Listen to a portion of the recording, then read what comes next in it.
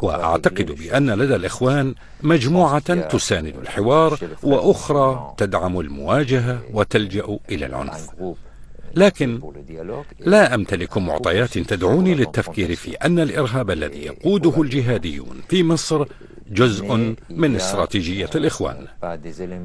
أعلم عن وجود مجموعات جهادية تنشط تقليديا في سيناء وتوجد الآن في بعض المدن مثل القاهرة، ولكن لا أعتقد بوجود علاقة مباشرة بين هذا وذاك، أي بين الجهاديين والإخوان.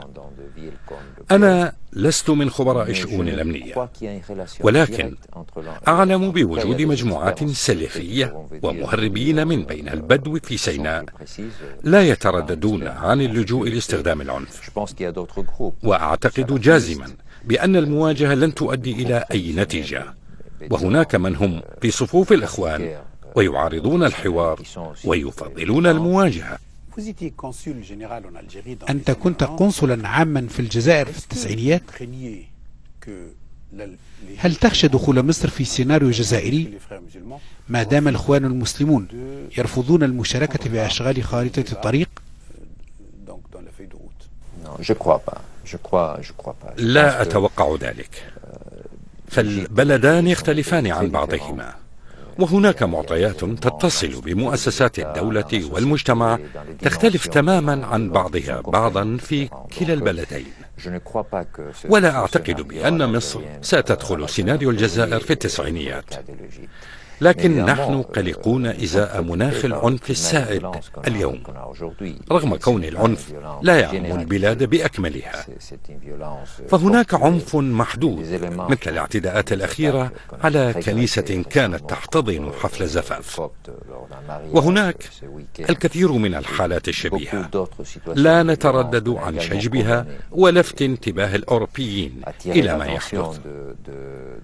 أعمال العنف هذه تثير قلقنا لأنها تزيد تعقيد الوضع السياسي، حيث تحتاج مختلف القوى المعتدلة دعم المجموعة الدولية لتشجيع تقدم خارطة الطريق، كما تزيد أعمال العنف تعقيدات الوضع الاقتصادي.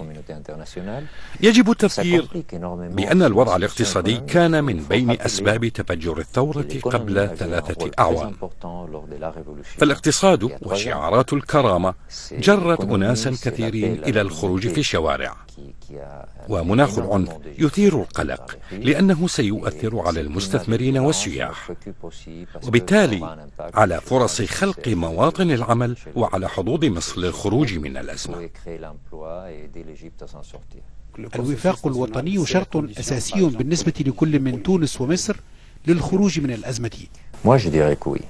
نعم، إنه السبيل الوحيد لضمان الاستقرار وجذب المستثمرين وخلق مواطن العمل والخروج من الوضع الصعب الراهن. الوفاق شرط لإحلال الديمقراطية والتعاون مع أوروبا التي تمثل أكبر شريك اقتصادي لدول المتوسط، وهذه الاتفاقات ستشكل قاعدة النمو الاقتصادي وتطوير مجتمع منفتح وقادر على الإنتاج. لا أظن بأن الإقصاء والمواجهة يمكنان من الخروج من الأزمة.